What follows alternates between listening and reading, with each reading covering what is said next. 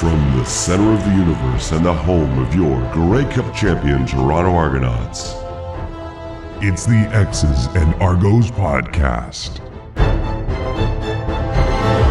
Welcome to the X's and Argos podcast. Ben Grant, joined as always by JB, and things are starting to heat up in the world of CFL football. It is rookie minicamp eve. Also, training camp is just a few days away, and we've got a jam-packed show for you. Here is what is on the docket. The Argos have introduced a new helmet for 2023, and it is beautiful. The CFL made a number of small rule tweaks. We'll address those. Also, we're going to tell you whether or not we think the Argos are better or worse than they were last season. And we'll kind of take a look at how they stack up against the other teams in the CFL's East Division. And we are going to give you our preseason power rankings, which, if history is any indication, are very hit and miss. And I've buried the lead as usual. I will also be talking to Argos play-by-play voice and manager communication Mike Hogan about what it was like in the Argos war room on draft day. He wrote a great article about it on argonauts.ca. And I'm going to ask him about these little blue helmets too. So we'll get to that later on in the show. All that and more coming up on this episode of the X's and Argos podcast. This episode is brought to you by Something in the Water, our title sponsor for the 2023 season. I got a chance this weekend, beautiful weather, to go out to Liberty Village and visit with Something in the Water. I came away super impressed, just getting a tour of their entire facility, seeing where they do all their brewing, seeing the seating area and the patio outside, and on such a beautiful day. It was awesome. Also, a chance to sample a few things, including this guy here. And this one's available in the LCBO. This is Hazy Maitland IPA. It's a hazy IPA, and it's awesome. But what I love about all the Something in the Water beer is that they can't just like go and brew a beer. It has to win an award. Everything they do seems to either win a provincial, a national, or a world award. Their stout, which is also pretty fantastic, got a silver medal for a global competition for stouts. It's pretty unbelievable. Yeah, their stuff is fantastic. So if you get a chance to go down there on a nice sunny day, especially, we got a lot of those coming up, make sure you drop by Something in the Water on Liberty Village, and give it a shot. Let us know what you think as well, because we're really excited to have them on board this season, and we'll definitely be spending a lot of time down there. JB, let's get into the heart of the podcast here by talking about this helmet. And if you're watching on YouTube, I've got a replica mini version of this helmet in front of me. Initial thoughts, what'd you think? Well, I liked the baseball cap version of it that I saw. It's good. I mean, it's got that baby blue vibe. I guess it's hard to judge without seeing the rest of the uniform. But I think it looks good. I mean, I don't think it looks cool, but I think it looks good, if that makes sense. I think it looks really cool. It's the Cambridge blue, which they have. So the Cambridge blue is their base now, and so that is if you were to say what color is the helmet is Cambridge blue, and then the Oxford blue only shows up on the boat logo. So they've got the same boat logo design with the white sail, not the sort of classic boat logo with the brown football, but the Oxford blue football and the white sail. I just think what I love about the light helmet is that everything just jumps out at you. You can see the logo so well, and I like the contrast. Initially, I was wondering if they should have gone with the white face mask with it, but I think they're correct ultimately in sticking with the Oxford blue face mask as well. So I think it's a winner. I'll make sure I ask Hoagie about the helmets as well, because I'm sure he was in on this and knew a lot about it before we ever got wind of this happening, because I didn't know anything. I didn't know they were coming out with a new helmet, new uniforms, and those I guess are going to be released probably in the next couple of weeks, certainly before there's a game. So, and we're only a couple of weeks away from games. So yeah, I'm excited to see these helmets in action. Excited to see the new uniform too. They've really teased it well. I want to wait till I see the whole package before I formally weigh in. That's fair. You can judge a helmet on its own though. Like, I have opinions on how I love helmets, as you know. You're less a helmet guy, I think. You are certainly more a helmet guy than I am, judging by the number of helmets that you own. So I defer to your helmet knowledge. Let's get into these rule changes, JB. So, no major changes. Unlike the last couple years, it was really just tweaks. I was really happy about that because you and I both agreed at the end of last season, we did a segment on what should change for next year. And we didn't really have much to say because we both loved the game they had last year, the style of play they had last year. Yeah, I mean, and I think it is impressive that they are not changing any of their rule changes. I mean, I think their rule changes did exactly what they hoped for, and did not have a radical impact, but had some subtle improvements. I would say hats off to the league for bringing in decent rules. You don't want to be changing rules all the time. Then you're like what? You're like some kind of XFL carnival league. You have rules, you let the rules play out for a couple of years before you make a decision about taking them away. And I don't see that happening because I thought the rule changes last year worked. And that's just it. Let the XFL do rule changes. That's great. I love that the XFL does that. It's one of my favorite things about the XFL is that they'll try new stuff. The CFL doesn't have to. They've got an exciting brand of football that's been around forever. Right. Exactly. So We don't need to be a carnival. yeah, no, exactly. And so, take things if they come up with something great, awesome. Take it. Use that. But yeah, they don't need to make major adjustments. So here are the rule changes this year. Rule number one, which most people didn't know about, I only learned about a couple of years ago just because I ran into this situation, which is they're now going to give the defensive team an option on a holding call in the end zone. They can now choose for it to be a safety. And that wasn't previously a CFL rule. It is a rule in almost every other brand of football where if there's holding in the end zone, then that counts as a safety. So in the CFL, it was just simply you can accept or decline the penalty. And the ridiculous thing about that, though, is that if you're on the 1 yard line already, then where's the incentive not to hold on every play? Because what's the punishment? It's nothing. So I think this rule change just is common sense. Yeah, I mean, I agree. I think like a lot of people, well, I can only speak for myself. I just assumed it was the same as the NFL. I would say from an organizational point of view, this sounds like, bookkeeping. This is a change that we should have made years ago, and now we're going to clean it up. So yeah, I think it only makes sense that you have that rule. And I'm trying to remember if it came into play with the Argos Alouettes game last year when the Argos clinched the East Division. I feel like that may have been in play, but remember the broadcast got a little bit shaky. We missed a play somewhere in there where a safety was called. I believe it was a kneel down in the end zone out of punt formation, but I think the play before there may have been a holding call in the end zone, but I can't quite remember, so I don't want to commit to that. But that's the only time I can think of that coming up or even close to coming up recently. The next rule is no more than 6 players on either side of the center for a field goal or PAT. So basically with your 12 guys on the field, the most you can overload one side. Well, you can't really overload one side, right? Like 6 guys on one side, 6 guys on the other if you wanted to go complete flat line block defense. But usually you've got a safety back there, so it's going to mean you're going to have 5 on one side, 6 on the other. What's the motivation for this change? Because I don't really see it. No, I don't either. I guess they're looking to increase the safety of the punter, and Will they're it be worried kicker? Oh, you mean about- for like the holder? Because this is just for field goals and PATs, not for punt formation. Oh, I thought it was all specials. No, I think it's just field goals and PATs. I think that's it. But that's why, like, because it would make more sense. Like, if it were out of punt formation, I do get that more. But still, I'm not sure where this is coming from. No, I don't understand either. I mean, but certainly there were no issues with place kickers being hurt last year. The line is not going to get hurt with an overload. I don't know. I don't know what has drawn that attention other than people were annoyed that maybe it was too easy to almost block a point after. Well, there were I two in mean, the Grey Cup. Those were pretty important. I guess that's it. That special teams coordinators felt like it was.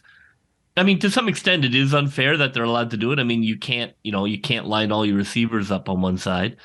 I guess from a special teams point of view, they felt like this was an unfair advantage for the field goal block team, point after block team. So, I guess they wanted to kind of even that out, but I didn't think we saw a run of field goal blocks.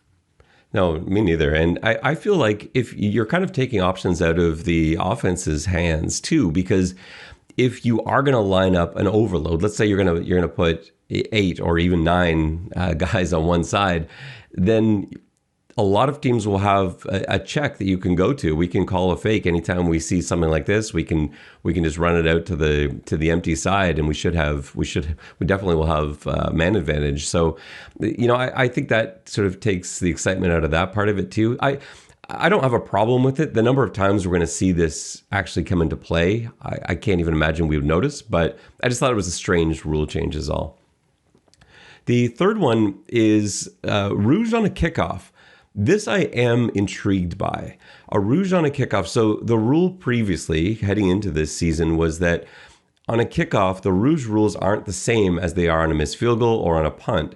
In those situations, the ball goes through the back of the end zone. It's a rouge, a single point. On kickoff, the returner had to actually touch it before it would be a rouge. So either they could touch it and it goes out of bounds, or they touch it and take a knee, or get tackled in the end zone. Then it would result in a rouge. But now, if you kick the ball straight through the end zone, you're getting a single point for that. Do you think this is going to change the game at all? No, I don't think so. I guess it's potentially you would have teams attempting to kick it through the end zone, and players feel like you outkick your coverage, and returners now are going to be a little more, excited to try and come out because they feel like they've got 10 yards of running room before they run into a gunner. So if you're trying to increase kick returns, I think it has that potential. I don't see really any other reason for it other than it makes it harder to get a rouge in some ways, to kick it all the way out of the end zone. I don't know what they're looking at there. Again, these seem to be really like certain general managers' pet peeves, and because there was no heavy lifting to do, they felt like this was the year to make a few tweaks that just really bothered like one guy. See, I think this one would change the way that I approach the game, because I think just looking at Boris Bede's kickoffs, right? Like he can't on a calm day, he's not going to kick it through the back of the end zone, but we've seen him do it with a bit of wind at his back. And generally he's not trying to, because you don't really want to outkick your coverage. You don't want to, absolutely rocket it into the back of the end zone and give them extra seconds to get momentum going and right. I build think up speed. I think I guess temptation, if one point is temptation, that would be my thought, that the temptation to try and turn touchdowns into 8-point plays maybe has you doing that, and that increases kick return. And it depends to me, like, I guess, how much do you value that single point over the rouge field position? I think on a kickoff, you would take the single point every time if you could, because bringing it out, it usually comes out just about that far on a kick return anyway. So it's not like in a punting situation, you'd much rather be down at the 5-yard line or something than it go into the end zone for a single.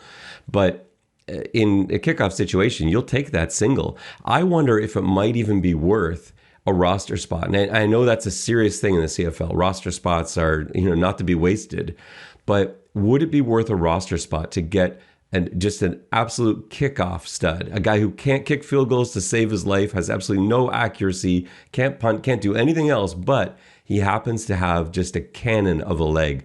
Every time you get a touchdown, if he's got a chance to add an extra point on that kickoff, I think I burn a roster spot for that extra point every time. I think it's worth it. if you can find someone like that. And I bet you could. I bet you could find a guy that could just pummel the ball through the end zone. Now, would he come to Canada from wherever he is right now to play for a CFL team to only do that for probably not too much money? I don't know. But I would look into that for sure. That's what strikes me on So this rule change. in your mind, the crowd is going crazy, cheering on kickoff for Rouge. Are they chanting Rouge at the same time? Yeah, everybody, Like Rouge, in unison? Rouge, Rouge. And that would, of course, Rouge. also be the kickoff specialist's nickname, right? Rouge, old Rouge would come out there to Yeah, belt well, there it you through the go. end The zone. CFL strikes gold again. Well, I do remember talking to Klaus Wilmsmeyer, a Canadian Super Bowl winner, kicker who played for Louisville and then won a Super Bowl for the 49ers. He talked about in his high school days, you could kick the ball through the end zone and get a rouge in the high school league in which he played. And he said that every single touchdown that his team scored in high school resulted in 8 points because he had a cannon. And in the high school rules, they're kicking it off from like the 45-yard line. And so he would just belt it through the end zone every play, which, that's a massive advantage because every touchdown you score, the other team's now got to go for 2, unless you've also got a rouge guy of your own. A Rouge war. The next couple of rule changes, touchbacks, essentially now for kicks that go off the uprights or interceptions in the end zone or fumble recovery in the end zone. That didn't used to come all the way out to the 30, and now it will. So it gives you an extra 10 yards of field position, which I think that's a fair change. So it doesn't really, again, the number of incidents, we're talking about this happening a few times a season, and it's not like you're getting an extra 50 yards, but it's a small tweak, but I think it makes sense. I don't think you can see any harm in that rule. And No, I don't. Again, these all, I would say on the whole, these are all far less dramatic than last year's were. Yeah, it's just someone saying, hey, why don't we bring this ball out further when it goes off the uprights? Like, I don't know. All right, let's That's do what I'm it. saying. It was, they had no real fight, so everybody went deep into their dream journals and drew out the play they wish they could fix.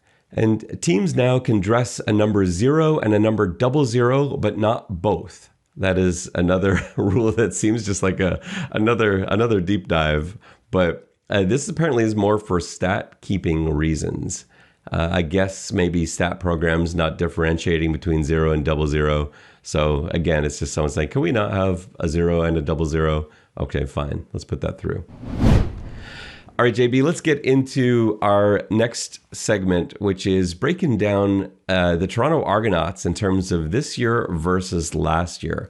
We knew last year was a pretty good team. We both feel like this year's Argos are also a pretty good team. The question is, are they as good as last year? So looking at the major changes, there are a number of new faces, not as many as some other teams around the league, but this is a team that lost McLeod Bethel-Thompson to the USFL in a way. Lost Philip Blake to Saskatchewan and Jawan Breskison as well. Jagger Davis, defensive lineman in Hamilton, along with linebacker Chris Edwards. Justin Lawrence, last year's center, is in Montreal. And of course, Jamal Peters off to Atlanta in the NFL. And a few guys remain unsigned, like Shane Ray, Shaq Richardson, Eric Rogers, Fabian Foote. These guys all still on the market. And so that's a lot of losses. Although I'll temper some of those by looking at the fact that, Breskison really didn't play too much last year. Justin Lawrence was in because of Nick Castro, who's healthy again. So it's really not what it looks like when you look at some of those losses. And then the guys they've brought in are, in a lot of cases, improvements. You've got a Darius Pickett for the Sam spot, a Jordan Williams, who is an amazing backer, and I don't even know what his spot is. Maybe backing up at both Mac and Will. Flo Arimolade, who is probably the best defensive lineman in the league. And then, of course, Villamazar and Sirocco, Costigan, David Ungerer from Hamilton. So overall, JB, how do you view this team, the 2023 Argos, when you look at them compared to the 2022 version that won the Grey Cup? It's interesting. It's hard to come down one way or the other. I think on the whole, defensively, they are, much stronger in their front eight, but weaker in the back end at defensive back. Offensively, losing Macbeth is huge because whatever his flaws, he was still a veteran quarterback who could be counted on when things went up and down as they do in the CFL. And, he was a winner and he proved that all season. I don't think there's any, well, there probably is underestimating of the impact of losing him. I think if you lose your starting quarterback, that's a big deal. That's a big loss. I mean, we'll see. Kelly has lots of potential, but he's still a rookie, essentially. So that's a big loss. But we have the two running backs back. They brought back the receivers. So it's kind of like plus and minus. I think at the uninterestingly, kind of adds up to a wash. You lose Shaq and Edwards and Peters. That's a big loss. But then like adding Williams is huge. I mean, he's amazing. Like I think he's gonna, he could be the national player of the year. Like it's a big deal to add him. Like BC definitely did not want to get rid of him. So I am cautiously optimistic that the team can kind of hold its record while Chad Kelly becomes a little acclimatized to being the starting quarterback. I think defensively they're in pretty good shape. I'd rather have a strong front eight than a strong back end in the CFL. So it really will come down to can Kelly limit the number of turnovers he has? He has a veteran wide receiver crew. They have the same coordinators coming back. If he is willing to play within himself the way Macbeth learned to, then I think yes. I think if Kelly tries to be a gunslinger, it's going to be a problem because it's not a team built to overcome 2-3 turnovers, right? I mean, they weren't last year, and I don't see any reason to believe that they're going to be a shoot the lights out offense team this year. Yeah, I agree with pretty much everything you said, and I think that Chad Kelly is the X factor because he's the one and probably the only one that can really change the course of this season. Because, like you said, I think we have to look at quarterback as a downgrade, even though I'm the first one to say Chad Kelly's ceiling is higher than McLeod Bethel Thompson's ever was. But McLeod the floor Bethel Thompson is much lower. Yeah, the floor is way lower. We saw what McLeod was these last two seasons. We know what that was. He was an excellent quarterback last year, a very good quarterback the year before. You just can't, people argue it, but you can't. It doesn't make any sense. And Chad Kelly, we just don't know. We think, we've seen the ability. We know the potential is sky high. But will we see that in his first year as a starter in the CFL? I don't know. And so if we do, then the Argos are going to be excellent. If we don't, then they could be fighting for a playoff spot. So that's a really big swing for one player, but quarterback does that. It's the only position where you're going to see swings of that magnitude. And so that really kind of trumps everything else. Like the rest of the team, like you said, the DBs, I don't think are going to be quite as strong as they were last year. I don't think you can really argue that. The guys they added are like Darius Pickett, I think is actually better than Chris Edwards. I know you're on the fence on that one, but I think I think he's more consistent. Yes. And so I don't think there's, the Chris Edwards, you hate to lose Chris Edwards, but I think they made up for that with Darius Pickett and possibly more. But, the rest, we don't really have an answer for Shaq. There's not really an answer for Jamal Peters. There's some potential like Parnell Motley and, a few of the other guys they brought in. But again, we don't know. They're question marks. And then you look at the D-line is an upgrade because you've got Aromalade, who, as I said, like he's one of the best players in the league. And the linebacker, like you talked about with Williams. So it's going to end up being a wash, but it could go either way depending on what we see from Chad Kelly. Yeah, I think the front eight is improved for sure. I mean, it is younger, it is faster. I'm expecting, and I think we talked about this. I'm expecting them to be more aggressive in the front end in terms of games and getting after the quarterback, because the back end is going to be not as polished as it was last year. I think the team that is going to give Toronto the most trouble in the East this year is Hamilton. And I know they struggled record-wise last year, but they weren't nearly as bad a team as their record indicated last season. They had some really bad luck, some heartbreaking, or it might not have been heartbreaking for Argos fans, but some heartbreaking losses for Ticat fans, certainly. Some that strange fumble against Calgary right at the end of the game. There's a few others like those that really skewed their record. They've lost a lot of guys, added a ton of guys. I think it's going to balance out in the positive for them. But I just want to go through a couple, I guess, big names that were added and lost. They basically lost their defensive backfield. So you got Deontay Evans, who's now in Montreal. Jamal Roll in Montreal as well. Carriel Brooks is in Ottawa. That's a lot of turnover in the defensive backfield. And they lost a lot of receivers too. Stephen Dunbar to Edmonton, Lamar Durant to Ottawa, David Unger to Toronto.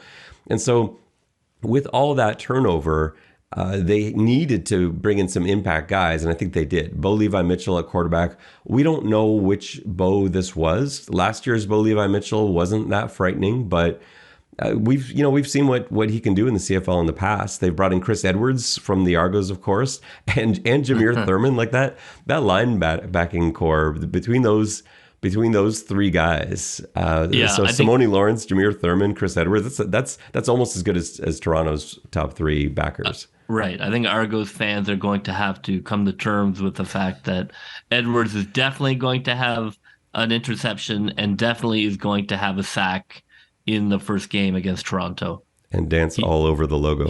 Yeah. He will be blue flame Chris Edwards, but calm.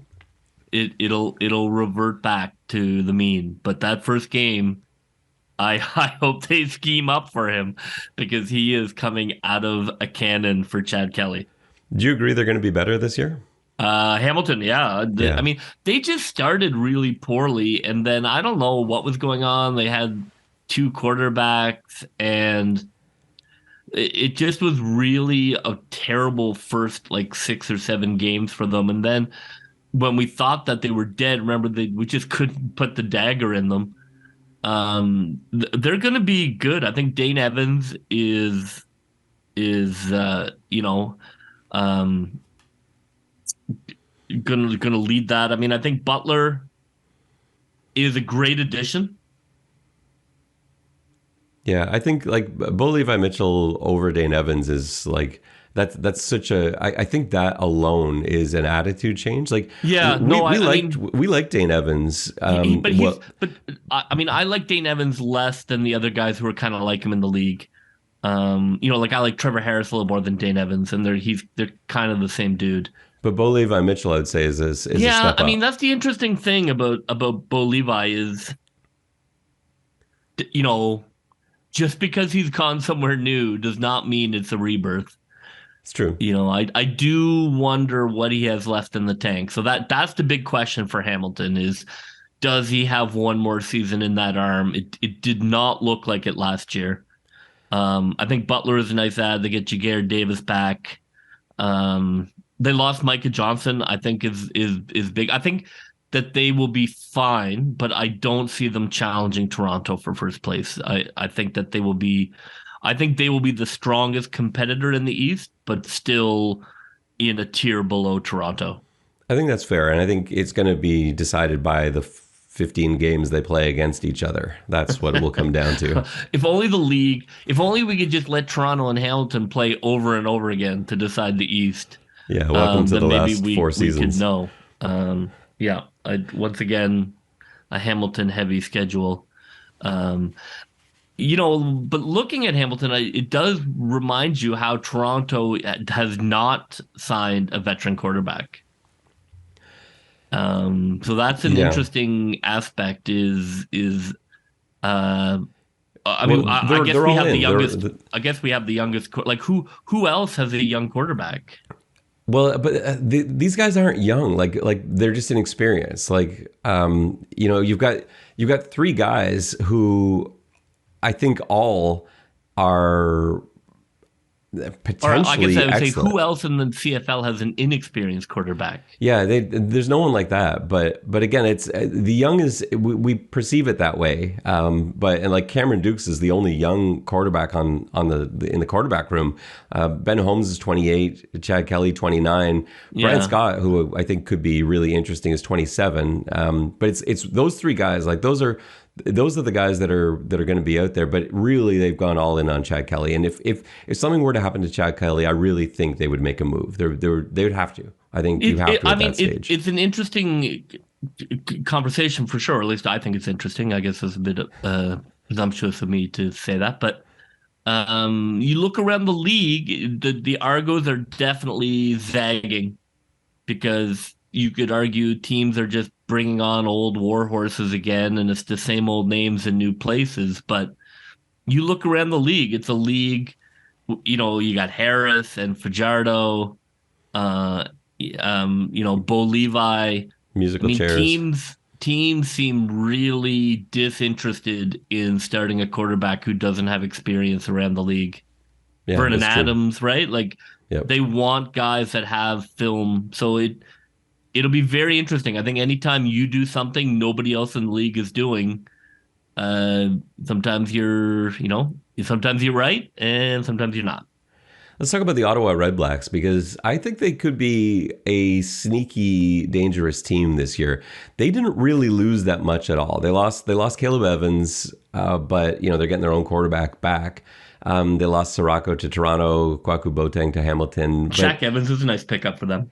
Yeah, like I thought they had some really nice pickups, and they've got a few guys unsigned too. Like Darvin Adams is still unsigned, I think. Shaq Johnson as well. I think Ukembre Williams retired, the offensive lineman. But yeah, the guys they brought in, so they basically kept everybody, and then brought in Santos Knox from Hamilton. They brought in Milanovic Litre, the fullback, who's fun, and Carriel Brooks, one of my favorite Hamilton DBs. Is now in Ottawa. Having him next to Sherrod Baltimore, I think is kind of a fun combo. So they're going to be a lot better than they were last year. And of course, having a healthy quarterback in Jeremiah Masoli is going to help more than any of those additions. But I think they're going to be dangerous. They're not only going to win at home this year. I think Ottawa's making the playoffs this year. That's an interesting question. I mean, I love Knox not being in Hamilton anymore. God, just a tackle machine. I think that is, we didn't touch on it, but that is definitely a hole for Hamilton. I know maybe they felt no. They brought in Thurman though, right? Like Thurman's one of the best backers in the league. The thing is, like, it is. I know, but like I just felt Knox was underappreciated. I mean, he had Toronto's number. He had Toronto's number, right? So just from an Argos perspective, like, I didn't need to see another 11 tackle game from Knox. It's true. So now he's in Ottawa. We'll see. I mean, they may have felt like he was getting a little older. I worry a little bit Ottawa sometimes when teams are have an upswing at the end of one year. That plays into this is a hot and upcoming team, and that upswing at the end of last year doesn't really mean anything. But Mazzoli is a good quarterback if he stays healthy. They don't really have much of a running game. So defensively, I think they're improved, but I don't think they're defensive. You look at them defensively, better, but is it good? I don't know. I'm not on the Ottawa train. I'd have to say. I think that Ottawa did not make enough changes for me to dig them out of the basement.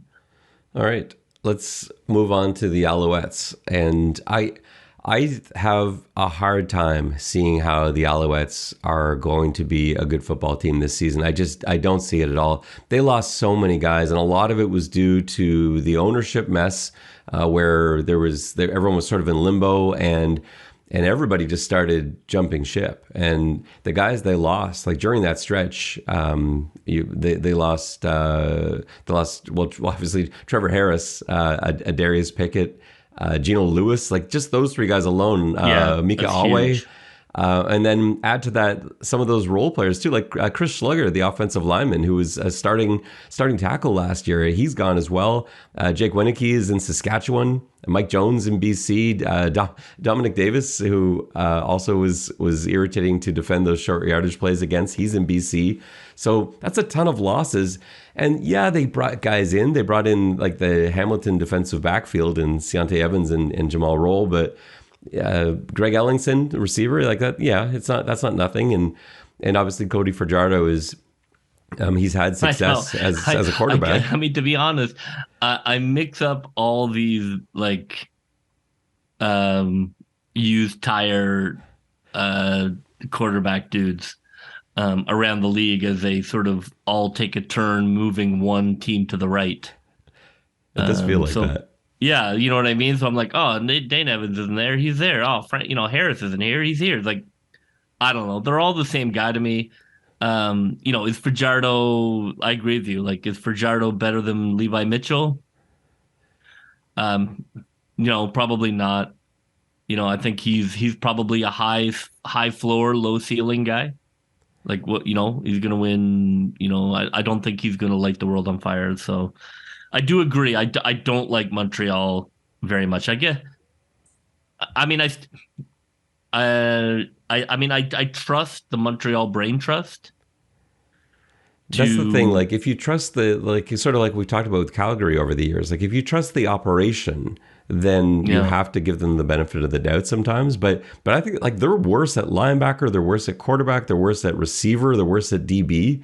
I don't. Maybe you can argue DB, but I don't know. They don't. If Ellington can stay healthy. Yeah, but so that's what's scaring you is like Fajardo to Ellington. If that's what you have to worry about as a DC each week, I think you're okay with that. So I guess they can really hope to get a lot from their backfield. Yeah, well, they're going to have to run. They have to be able to run the ball, and we just haven't seen any evidence to this point that a rushing attack in the CFL is enough to make a difference. So we'll see. Maybe Montreal will prove us wrong. Yeah, I think that's probably where I'm leaning. Is I'm going to lean with those guys over Ottawa, but just.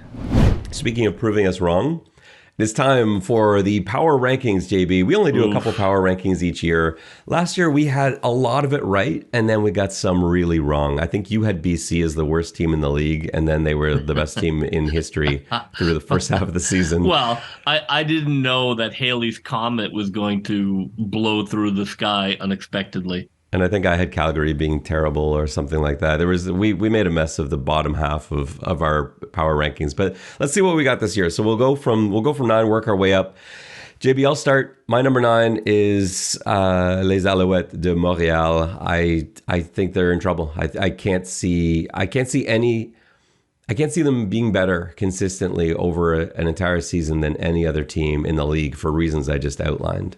Where are you going for number 9? I have your Edmonton Elks at the bottom. No faith in you. You're a Chris Jones guy, though. No, I don't think I am. I did like him when he came in, mid-season. I thought that was a nice kind of injection, but there was nothing in watching Edmonton last year that made me felt like I was watching the construction of an empire. It didn't feel like it. It's true. It felt like a mid-season coaching change. Is what it felt like. I don't love Edmonton. I don't think they're very good. I don't like their quarterback. I agree. I think Montreal has some issues, but I think the East is a little easier than the West. So I give Edmonton until proven otherwise. I have Edmonton at the bottom. Why? Where do you have Edmonton? So I have them at my number 8, and so that's where we'll go next. Right. So yeah, I don't think they're going to be great. I think they'll be better than last year. Although positionally, I guess they're not. It's just that now the Alouettes are the REDBLACKS. But yeah, I've got them in at number 8. And is that where you have Montreal? Yeah. Okay, so we got the same bottom 2. So obviously, this would be a good time. I go back. I mean, I would say again, we talk tiers. I have Ottawa, Edmonton, Montreal in my bottom tier. And I think Ottawa's in a different tier this year. I think they've moved out of that bottom tier. But again, knowing how this goes, Edmonton and Montreal are going to be playing in the Grey Cup based on our history. Yeah, well, so I have those three. I mean, you can flip a coin, and one can be last, and one can be third last. But to me, like 7, 8, 9 are those three teams. I don't think you're going to get a full season from Mazzoli, and I don't think the other two teams are very good.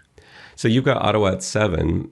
Yes. I've got Saskatchewan at 7. I think the Riders are going to be better, but I think there's so much, like in the West, it's to me in the West is Winnipeg and then everyone else really jumbled together. I don't know what's going to happen there, but I just think Saskatchewan's got so many important new pieces, including in the coaching staff. And while it's actually a team that I quite like construction-wise, they're going to take time, and I just don't think you have time. I think by the time they start gelling, it might be too late with what Calgary and Winnipeg, BC are going to be doing out there. I just don't think you're going to be able to catch up at that point, and I don't think you're going to have an extra playoff spot waiting for you because the East is certainly better than it has been in the past. So I think Saskatchewan ends up in 7th. So that's my bottom 3. But I will say Ottawa is next for me. In that same tier for me as Saskatchewan, I've got Ottawa at 6. I'm interested to hear who your 6 is. My 6 is Calgary. Really? Okay. No faith. I know they've lost a lot of pieces, but you've talked a lot about how much you like their plan year to year. Yeah. And they burn us every time. They always burn us. I'm cooling on that a little bit. I did not love their offseason. No, and nobody did. I mean, other than playing the Argos, I did not love the regular season. I don't see them. They're sort of. I'm not sure what they're. They're just sort of blah. They're not particularly exciting, but they're not terrible. They're definitely in a rut. That I don't feel like necessarily they have the quarterback answer yet. If they play Toronto 8 times, they'll be very, very good. They certainly have Toronto's number, as we seem to run the Calgary playbook. But other than those matchups, I don't like Calgary very much. Yeah, I'm not 100% on Mayer either. I think he's fun to watch. I don't know how he's going to do knowing that there is no safety net anymore. We'll see how that goes. So I've got Ottawa 6, and to kind of make us all the same again, I think I've got Calgary at 5, and just basically for the reasons you outlined. I'm not going to put them any little lower than that because they've burned me. But I don't even see how they're going to be the 5th best team. But I'm giving them the benefit of the doubt. They're my 5th. If your 5th is Saskatchewan, we're all even again. Is that where you have them? No, I can't quit Saskatchewan. I have them a little higher. Okay, who's your 5? My 5 is your BC Lions. Okay, who you enjoy traveling out to see each year. I'm thinking about not doing that trip ever again until they win one, because those last few have not been good. I think they're going to be fine. Vernon Adams, the wide receiver core is still pretty good, although no Burnham. They lost their running back. They lost Williams. I think they're a good team. But without Rourke, I think it showed last year, without Rourke, they're not, they just aren't the same thing. They're just kind of a good team with a couple of really good wide receivers and not, I think Butler's a big loss. I do. I think he complemented that receiving skill. And I don't think that Adams is the answer to the question. If the question is who will win a Grey Cup. Yeah, I don't know what to think of them. I think they're so tight together. To me, they had the most continuity of these guys, like when I'm putting them up against Calgary and Saskatchewan. So I just think they end up on top of those 3. So I've got BC at 4. And is this now number 4 where you have Saskatchewan? Are you going even higher than that? I am going higher. Well, you've got Saskatchewan in your top 3? I do. Okay. This has become a farce, but okay, let's continue on. So who, pray tell, is your fourth ranked team? My fourth ranked team is Hamilton. Okay. I think that I don't know if they're still going to go with the two quarterback plan. I'm guessing not. They have a veteran there, so again, that's a high floor. That's probably, I think Bo Levi gets them to 8 or 9 wins. I don't think much more than that, but I like the additions. I think the defensive line is going to be good. I mean, the secondary definitely got stripped down. So that's why I don't have them higher. But if you look at Hamilton, I thought that if you look at Hamilton at the end of last year, I thought that they looked like a solid football team, and I thought that they've made some good additions, and comes if he's got one more year in that arm, or he wants to prove Calgary wrong, I think they're going to be dangerous. Like I much rather play BC than Hamilton if I'm the Argos. I get that. I do get that. And I think, like, to me, Hamilton is my number 3 team. And so I've got, Hamilton 3, BC 4, Calgary 5, Ottawa 6, Saskatchewan 7, Edmonton 8, Montreal 9. We're mostly the same, but Saskatchewan has made it into your top 3. Please tell me they are at least number 3 in your top 3. They are number 3. And we've finally caught up. What do you think? Why do you think the Riders are going to be the third best team in Canadian football? I don't know what happened last year. I don't know. I think I know what happened. They went to Halifax and then everything exploded into a diehard level of fire. I don't think that's going to happen again. They were a good team last year that just absolutely imploded, and I don't think that's going to happen again. I think Trevor Harris or Dane Harris or whatever Harris. Trevor Evans, whatever sort of name you want to use for that generic veteran quarterback. He is going to move the ball decently. They got our guy Blake. I like the Micah Johnson signing. I think they still have good running backs. I think they still have good wide receivers. And there's Saskatchewan. I just think whatever the juju was in that locker room last year, it was terrible. Starting with those 2 Argo losses where they looked good, and then all of a sudden they blew that lead against Toronto, and then I guess just punched each other in the face for the rest of the season. So I'm going to bank that that's not going to happen again. And that they are going to bounce back to be a team to be reckoned with. I think they've made a couple of improvements, and they last year was I just think you talk about like beyond your goal, expected goal average, where the shooting percentage is low. I think last year they had a really off shooting percentage year, and that this year they will return to being a strong team out west, the second strongest. I hope they do for your sake, because this is bold number 3. But I like their coaching staff. I like Kelly Jeffrey as the new OC. I just think they're going to take some time. But yeah, that's I think it's good for the league when the Riders are a good, successful team. So I am hoping for that. Well, and also I think Saskatchewan will simply demand it. Yeah, they may just force it to happen. So we'll see. All right, we've got the same top 2, JB. Who's your number 2? My number 2 is your Toronto Argonauts. I would have them number 1 if McLeod was back. McLeod not coming back has to knock them down to 2. That it just is, it just is how it is. Like I talked about, look around the league. Like veteran quarterbacks are the currency of the league. And I think that Toronto has had a great offseason. I love everyone that they brought back, and I like the decisions they made in terms of improving the defense. But the secondary is weaker, and quarterback position is a question mark. So you can't be the number one team with a question mark at quarterback. Yeah, I agree with that. Everything you said. I also have Toronto number 2. You can't have Chad Kelly's Argos as one yet, because we have But to see it. I think that front 8 is going to be impressive. That's what I'm banking. I really do. I think that front 8 is going to be like Winnipeg's has been.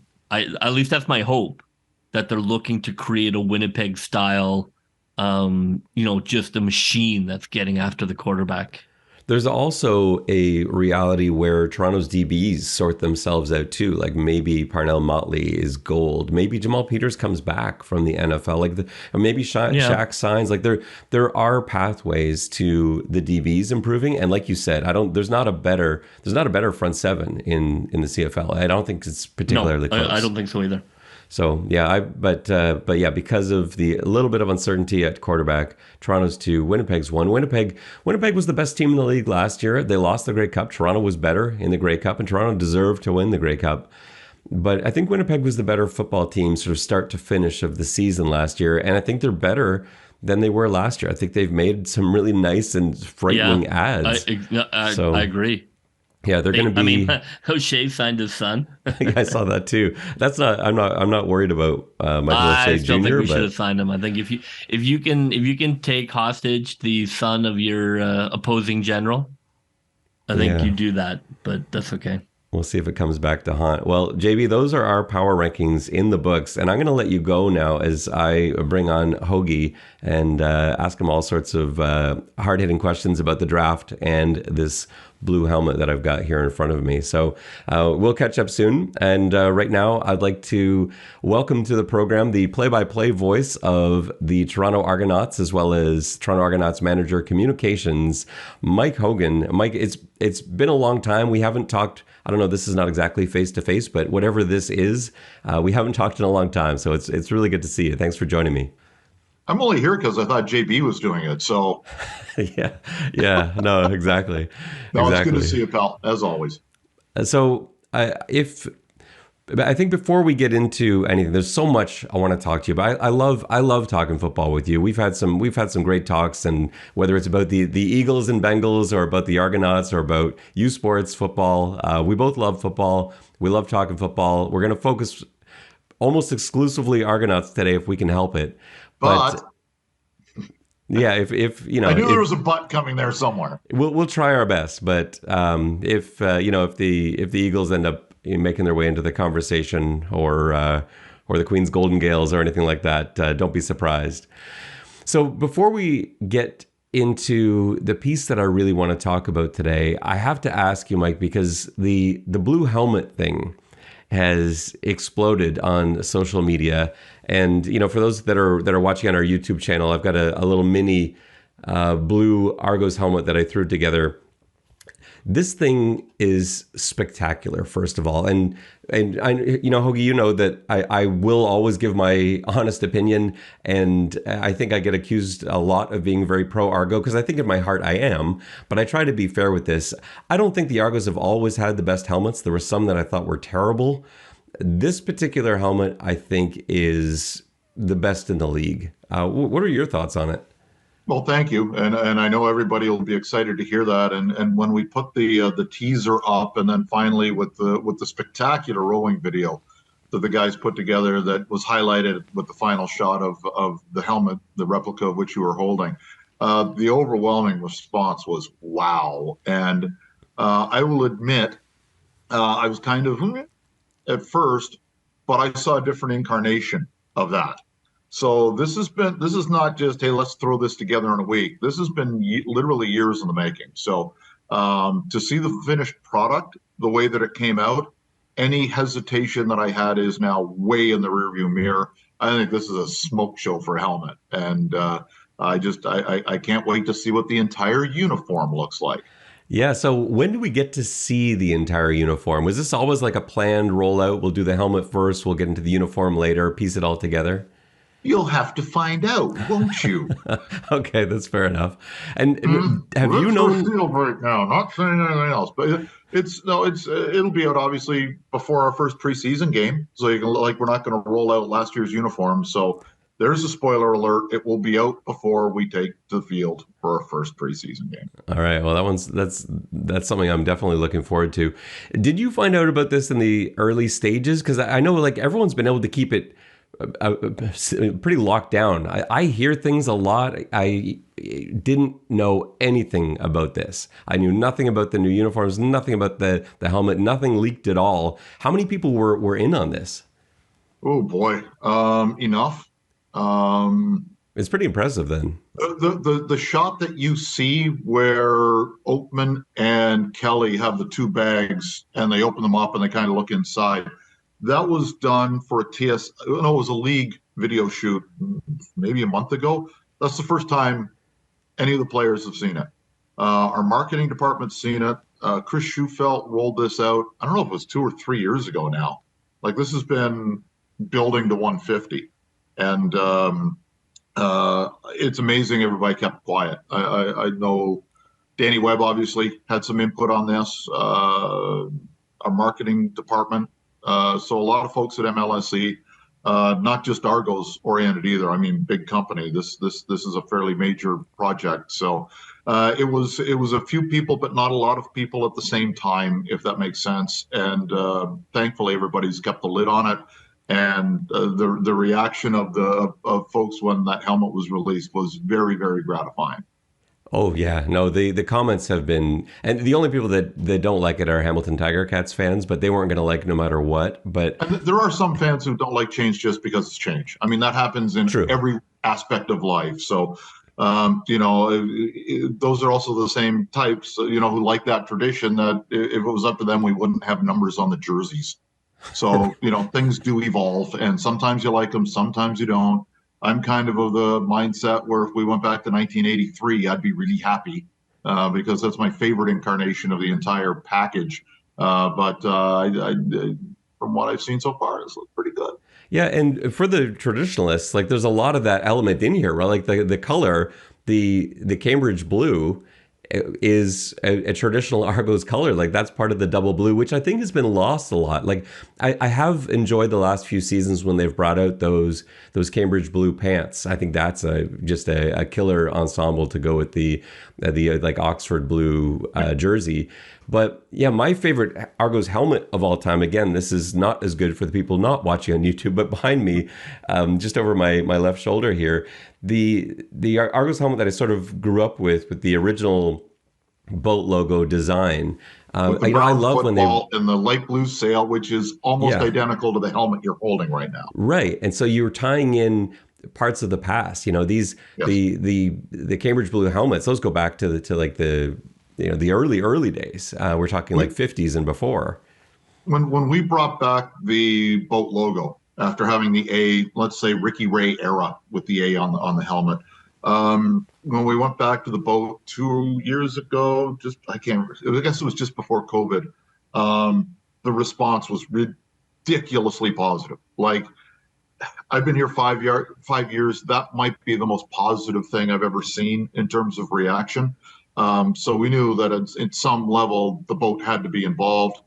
Somebody pointed out, I wish I could give them credit, but they pointed out that the light blue helmet really makes the boat logo pop. And it does. You can now see it better. So I think it works. I'm sure not everybody's going to like it. A lot of people love the Jason Shield logo, which I never warmed up to. I will admit freely that wasn't my thing. But a lot of people love that. So, I mean, different strokes for different folks when it comes to uniforms and helmets and logos and colors. And last year when everybody on our team was standing on the stage in Regina with the Grey Cup, I don't think anybody cared what the uniform looked like. Yeah, that's once you're holding the Grey Cup, you can be wearing whatever at that point. But yeah, like you're saying, the contrast is beautiful. There's so much to like with it. Really, there's nothing negative to say at all. So, in terms of moving forward, and something that I want to highlight for all of our listeners and viewers if you get a chance to, you have to get to argonauts.ca to look at Mike Hogan's piece on the draft. And that's what we're going to transition to here, Mike. Can you give us a little bit of background? I know you and I have talked about it before, but for people that haven't heard us go through this piece of yours before, it's my favorite read of the year. Can you tell me kind of just quickly how it began for those for whom this is an entirely new edition? Well, thank you for the kind words. This started whichever year Anthony Coombs was drafted. I was writing articles for TSN at the time when I was still in the media business and working on radio, and I went up to Barker when Jim Barker was GM, Scott Milanovich was head coach, and I said, you know what I get sick of every draft? When every general manager in every league says, oh, we couldn't believe he was still on the board. He was our number one pick. And I was like 99% of the people who go, bull, not the truth. And so I said, can I write about it? And he went, it's kind of, that's what we do for a living. I said, look, I'm not going to mention any names. And he said, okay, that helps. And he said, don't mention any trade talk. Because it's unfair to the person on either team that they may be dealt or being discussed being dealt and don't get dealt. And he ran it by Scott Milanovich, and Milanovich said, that's a hell of an idea. Let's do it. So that was the first one. Excuse me. And that's basically the only rules. Don't write about guys we don't draft by name. Don't talk about guys who are in trade discussion. And I think this year in the article, it was the first year, I think, that the Argos didn't get the guy they wanted. First, Nicastro they wanted. They wanted McKellar. Who else? They wanted Coombs. Like basically they wanted Brissett. All of these guys are guys that they wanted. And this year they didn't get that guy. Spoiler alert. I wrote about that in the article. But they did get the number one rated guy on their board, who just happens to be, going down to the NFL. So I try to keep that. I write honestly. I try not to write anything that the team is going to be really upset about, yet at the same time be able to tell the story as accurate as I can. So again, I think I was very fair and very open, and there's really nothing I didn't say that wasn't true in the article. And to sort of, I guess, explain, why that might be is in terms of why the Argos didn't get the guy they're looking for. The Argos didn't have a first round pick this year for the first time in a little while. Is that something that, like, did you feel within the room? I can't imagine there's any regret at this point, because Jordan Williams still, we're talking about the first overall player of the 2020 draft. So, Jordan Williams is probably going to be better than anyone the Argos were going to be taking at 9 anyway. So I can't imagine there was, head shakes around the room like, why did we make that trade and bring in the number one overall pick from a few years ago? Oh, not at all. Like, there was no way Jordan Williams was dropping to 9 in the draft this year. And, with the roll of the dice, with Jared Wayne in the second round, this could be, we're getting a really good player and the other was a roll in the dice. Or 5 years from now, we could be looking back going, can you believe the 2 players they scored in that draft were Jordan Williams and Jared Wayne? Like, this could be one of the great drafts of all time, especially if the guys down the road pan out, which we have every confidence that they will. We got the guy that would have been the top of everybody's board this year, I think, in Jordan Williams, and the guy that was the highest rated player on our board in Jared Wayne. So, yeah, pretty happy. How different was the mood in this draft compared to others without that first round pick? Was there a sense of it being more laid back, or is it the opposite that was true because it's so much less certain? Like, I know they do, a billion mock drafts and go through every possible scenario. That's far easier when you're picking, 2 or 5 or 8 or whatever the pick is. When you're picking 16, does that make it more stressful or less? I think it was more like a different kind of stress, if that makes any sense at all. I mean, last year, let's go back to the McKellar draft. What was he, 6th or 7th in the draft? There were a handful of guys, a half dozen guys, who could have possibly gone before him. This year, you're sitting at the end of the second round almost, and there were so many different possibilities. Will there be a run on this position at this time? Is there a guy that could draft? Drop. They did a lot of mock drafts, and the one guy that basically everybody seemed to be on board with there were multiple opportunities for him to fall, just the way that the board could go. Who would be taking NFL guys early? Those fringe guys that might be back earlier than you expect, guys that you want to report to camp immediately. If they see that there's a guy who's going back and can get another year of seasoning, that does come into play, whether or not a team is going to pick a guy in a certain spot. So, there was an opportunity. Sadly for the Argos, it didn't work out, but happily for the Argos, it didn't work out because Jared Wayne is now an Argo. Yeah, Jared Wayne he was the top receiver by far on my board, but I had lowered him down to actually 16 because I was pretty sure he wouldn't make it to the CFL this year at the very least, and it may even be a couple of years. He's a really good player, and watching his film at Pittsburgh with a quarterback that I didn't think was fantastic, he was incredible, and so. Well, it's funny because, as you mentioned, he lost his core. Like Kenny Pickett goes to the NFL and Addison goes to the USC. All of a sudden, hey, Jared Wayne, you're the Pitt offense. Go.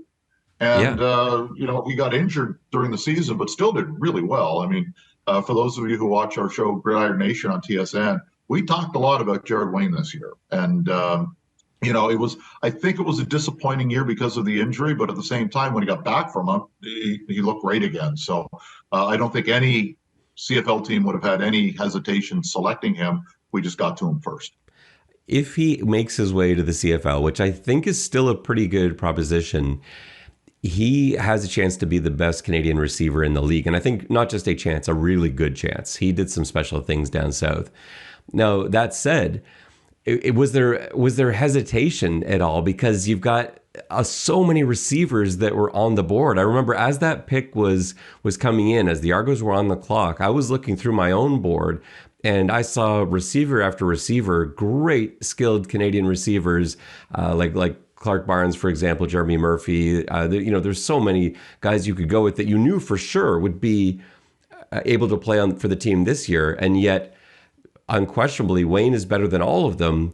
However, he may not make it here. Like, how do they weigh that? What was the discussion like for something like that? The discussion for Wayne was he's the best player on the board. The guy that we wanted, who we thought could make the team this year, wasn't available. Let's go get him. Let's get Wayne now. In the interim, still got Brissett, still got Neal, still have Brissett. This Curly Gittens Jr. guy isn't bad. Unger's over from Hamilton. And the assumption was, okay, maybe we get another receiver later in the draft, which they did in Richard Burton, who was, you mentioned that cluster of Canadians. Burton was atop that cluster on the Argos board. So they not only got the best receiver they thought by skill, but the best guy on the board after that, which was, it was funny because they had a whiteboard and they had like position by position and receivers were in the middle. And they had them listed like the number one guy, like Wayne would be up here. And then the number two guy, if he was, position X would be here. And then another guy. And the magnets that they had the names on just kept dropping and dropping and dropping. And right in the middle of the board with nothing around him was Richard Burton. So it was like, okay, this might be the easiest pick we had. So it was, it's not a neat position, but they like Burton a lot. But let's face it, going into a pro camp, I think Jared Wayne would be above Burton on anybody's draft board. But the thought is that Burton can be really good. I know you went to the combine, and if there was one, I saw Burton play quite a bit of Queens, and the one thing, if there was one stat that surprised me from the combine, it was his 40 time, because he plays a lot faster than he was on the clock. He has a real penchant for being able to beat guys deep. His routes are so smooth. So he's got really good hands, likes to block. So that's a big thing at the pro level. So they're really happy that Burton was available. So to come out of the draft with Wayne and Burton is a pretty good 1-2 punch at that position. And I think the Argos were in a great position in that you've outlined some of the other Canadians on the roster. There's not really a position of weakness. Receiver was one where, there might be some turnover in the next year, and we don't really know how that's all going to work out. But that was one where I felt like if the right guy was there, then they should probably make that pick. But that's the nice thing about having a well-rounded roster. The Argos didn't need anybody in this draft. They could have gone into the season without any of these players and been fine. And there are not many teams in the league where you could say that was the case. In fact, I don't know if there are any other teams in the league where you could say that. But that really allowed them to take who they felt was the best player. And that kind of transitions to the round 3 pick, Adam Guillemette, the long snapper from Holy Cross. This is another guy that I was really hoping the Argos would get a chance to take, because I felt he was the best long snapper in the draft. And I felt that he's a really special player. And I don't talk about special teams a lot. It's not a huge area of interest for me compared to offense, but watching him snap the football is extremely impressive, and he would be an upgrade over just about every team's long snapper in the CFL. And I think, given what I've seen him do, I wouldn't be surprised if he is the best long snapper in the CFL, in a year or two. There were some criticisms about the position going as high as it did. Put it this way: if you could draft Jake Reinhardt in the 3rd round, would you have done it 10 years ago? Yeah, of course. Of course. So and I think that's what they're hoping for. And not just that, if you are going to draft a guy that is going to get playing time and potentially be one of the best at his position in the league, I think you draft that in the 2nd round. I don't think you even have to wait for the 3rd round. But the Argos know that traditionally you don't see a lot of long snappers drafted early on. There was one taken, Luke Burton-Cron, taken by Edmonton in that same round, and that probably made people nervous. And I think you alluded to that in your article. Yeah. But it was a little nervous, but don't forget, he's a linebacker with long snaps, right? Edmonton already has their long snapper. They drafted him last year. This is a guy who can play special teams, play linebacker, and long snap. It might have been unfair to him to have listed him as a long snapper first. Our guy's a long snapper. That's what he does. That's his bread and butter. He's exceptionally good at it. There was discussion about him in the 2nd round.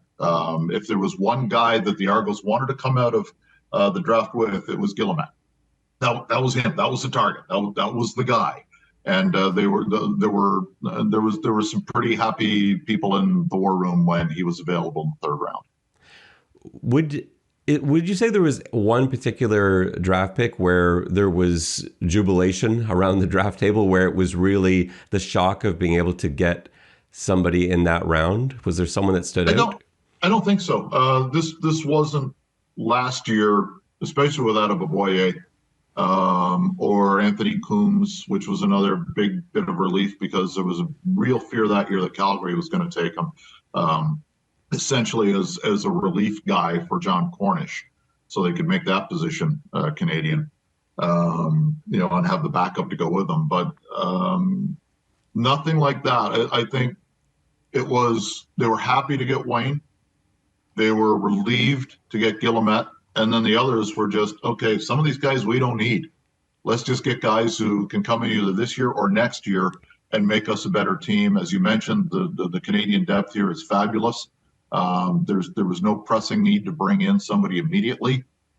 This is a team that could probably start 9 Canadians very easily without batting an eye, maybe 10 if you wanted to turn the running back position into an all-Canadian duo. So, there was no elation. It was just very businesslike because they kind of had an idea of who they wanted in which spot, and there weren't too many times where there was a guy picked, immediately before the Argos selection. It was an interesting draft from that standpoint. It seemed every team kind of had their guys, and I'm sure every team, if they wrote this article, would be saying the same thing for the most part.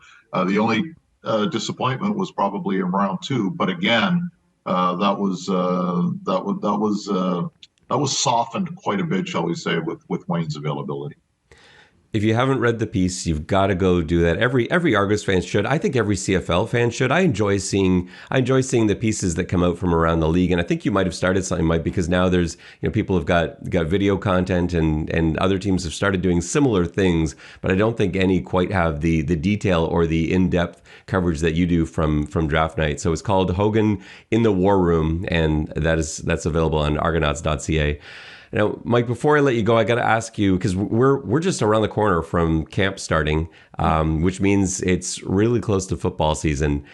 There's not nearly as many new faces this year as we've had in each of the last two training camps. One year where there was like 80 new guys that were coming in. This year they're far more conservative because we know by and large who's lining up where. Is there one player in particular that you're really interested in seeing at camp? And maybe I'll give you my answer first and give you some time to think about it.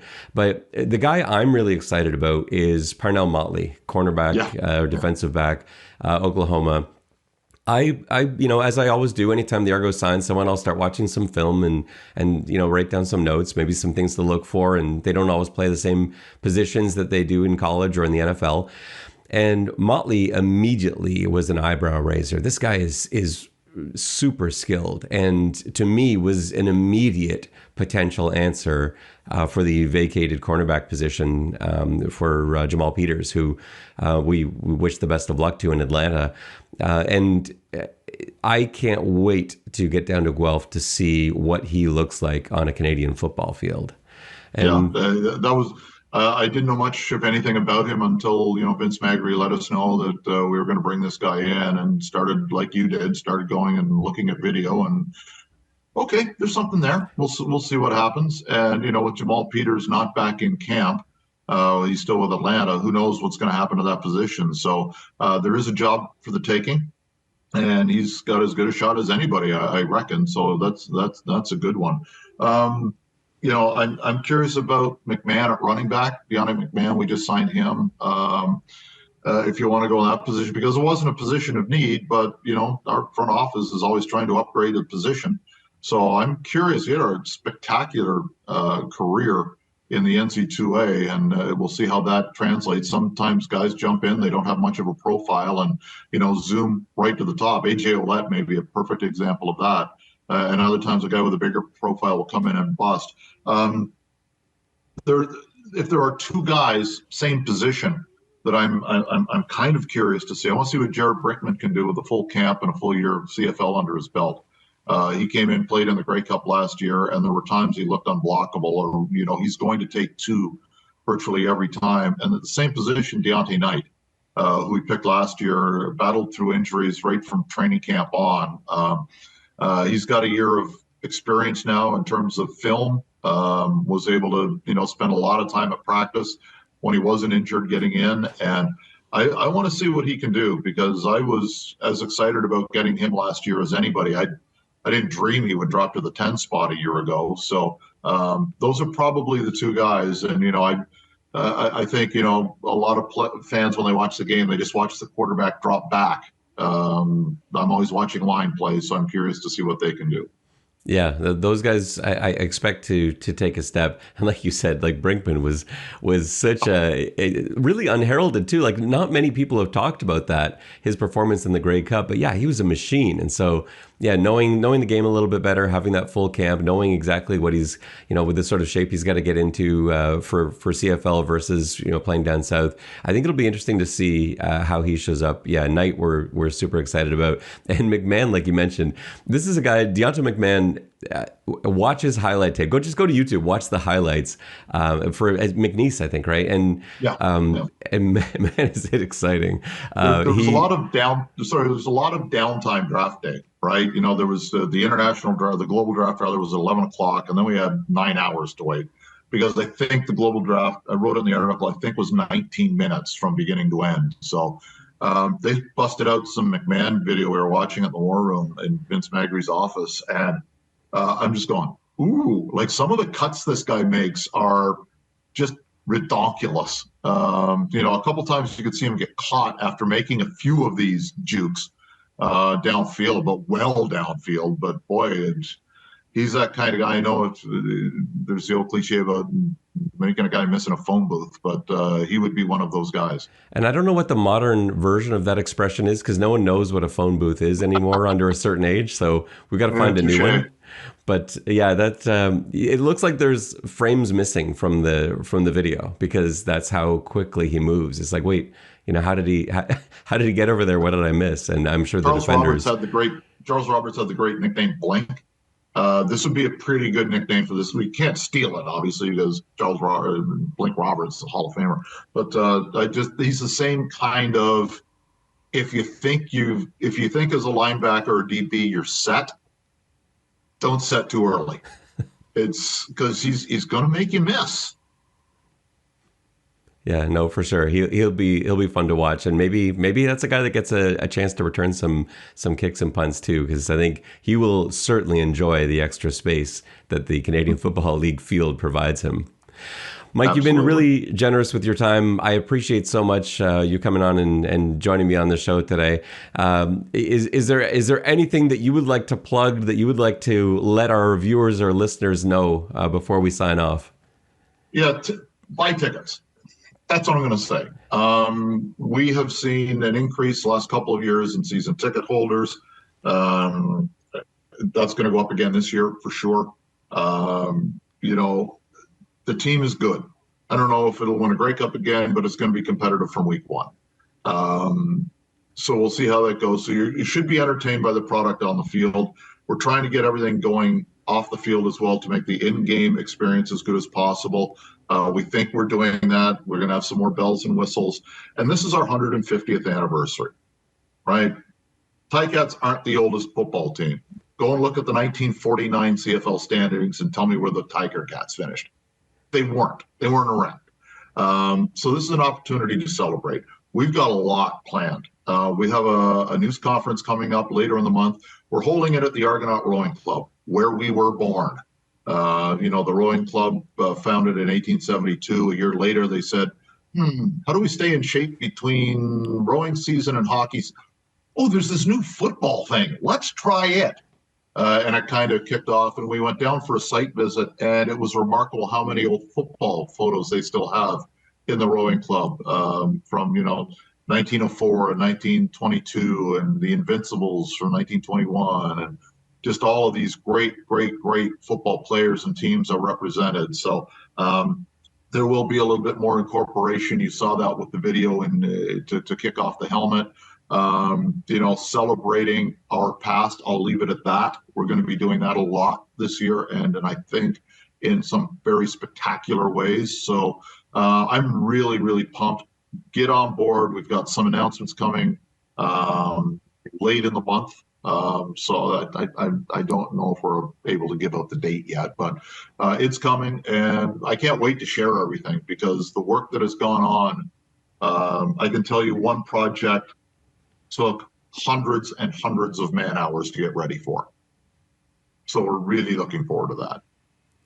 That sounds great. I've always said it's the best deal in the city. It's the best value. Going to an Argos game is tremendous value, from food prices, beer prices, ticket prices, and then the entertainment value. It's really good football. So yeah, if you haven't got your tickets yet, make sure you take care of that. Season tickets are, again, tremendous deal. So yeah, you want to take advantage of that. Tickets on sale. Get there for the opener.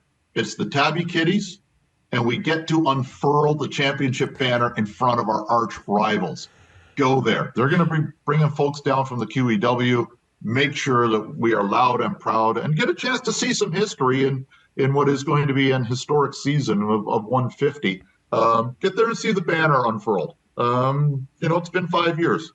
Let's go do it again. Thanks so much, Mike. I really appreciate you spending this time with us today. Always love our chats, pal. Thank you. Well, that will just about do it for us on this episode of the X's and Argos podcast. For Mike Hogan and JB, this is Ben Grant saying so long, and may all your pre-snap reads be good ones. I'll see ya.